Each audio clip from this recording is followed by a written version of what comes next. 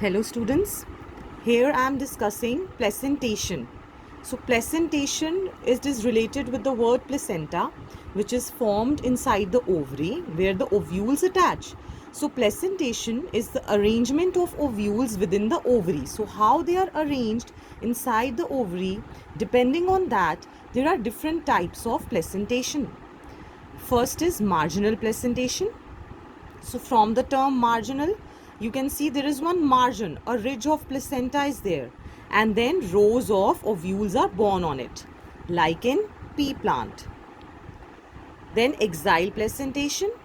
From the term axile, axis, so here actually the placenta is present at the axis and then ovules are there attached to this axial placenta. So you can see there are multiple chambers in the ovary. It can be called as multilocular ovary, like in China rose, tomato and lemon. Then coming to parietal placentation. Again from the term, parietal means periphery. So at the inner wall or at the periphery of the ovary, these you can see these are the ovules. So actually there is one chamber, but sometimes what happens, this wall invaginates inside and one false septum can be formed, like in mustard and argemone. Next is free central placentation. Again look at the term free central, means at the center the ovules are present freely. So here the placenta is there and ovules without any septa, they are at the center, like in dianthus and primrose. Next coming to basal placentation, like in sunflower and marigold, what is there? At the base the placenta is there with a single attached ovule, that is basal placentation. Now coming to a very interesting part of the chapter, which is the technical description of a flower. So technically with symbols we represent the flower in the form of floral formula. So let us first see what are the different symbols which we will use to write a floral formula. Floral formula actually children, they will just tell you the representation of a flower using symbols. BR shows bracteate flower, means bracts are present. Capital K means calyx. C corolla. P perianth. A androecium. G gynoecium. G with a you can say dash below is superior ovary, and G with dash above is inferior ovary. This symbol represents male flower, this one female flower, combination of both bisexual flower. Coming to the symmetry, here you can see this symmetry is actinomorphic or radial, means through any axis it can be divided into equal halves, and this sign shows zygomorphic or bilateral symmetry. Now here in the revised syllabus we have to cover two families, Solanaceae and Liliaceae. So let us look at it. Solanaceae refers to the potato family. Let us look at the floral characteristics. Inflorescence is generally it is cymose or they are solitary flowers. Flower is bisexual, actinomorphic. Calyx, sepals are 5 in number, these are united, and the estivation, remember the arrangement of sepals and petals, that is valvate. Androecium, 5 stamens are there. Epipetalous means they are fused with the petals. Gynoecium, bicarpellary means 2 chambers are there. Ovary is superior. They are syncarpous, means the fused ovary is there. Now see, here a unique feature is that the placenta is swollen and many ovules are present. Let us look at the floral formula.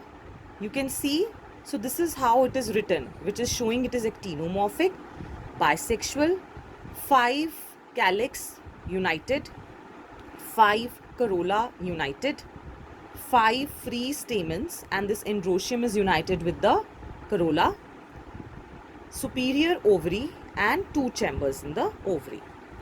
Let us look at the economic importance. Source of food like tomato, brinjal, potato, spices like chili, medicine like ashwagandha, fume, fumigatory like tobacco, and ornamental plants like petunia. These are included in Solanaceae. Now on the basis of this floral formula, let us try to learn how to draw the floral diagram. See children, firstly we have to draw the outermost wall, which is the calyx. So they are 5 in number. We have drawn like this: 1, 2, 3, 4, 5. These are united. We have joined them. Coming to inner wall, which is corolla, 5 in number and fused. Again, we have drawn 1, 2, 3, 4 and 5. We have fused them. Then you can see the petals to the petals, these androecium stamens are fused. So we have joined these stamens, this is the representation of stamen, with the petals because it is epipetalous. So again 5, 1, 2, 3, 4, 5. Then coming to the ovary, where we have to show 2 chambers with a swollen placenta, remember? So see, this is the swollen placenta and here the ovules are attached. Lastly, coming to Liliaceae, it includes monocot lily family. Let us look at the floral characters. Inflorescence is solitary or cymose and umbellate cluster. Umbellate means like a kind of umbrella. Okay, main axis is short with many branches. Flower is bisexual actinomorphic.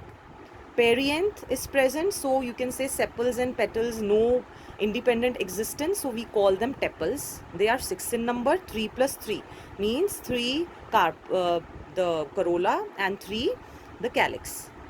Valvate estivation. In androecium, 6 stamen are present, again 3 plus 3 which are attached to these tepals. Gynoecium tricarpellary, 3 chambers are there, again fused, superior ovary is present and exile placentation is there.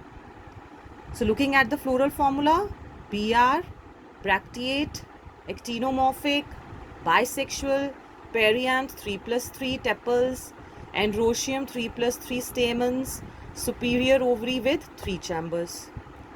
Let us look at economic importance. Ornamental plants like tulip, source of medicine like aloe vera, vegetables like asparagus, and a very unique medicine which is used to treat malaria, colchicine by Colchicium autumnale. This is the name of the plant, you should remember.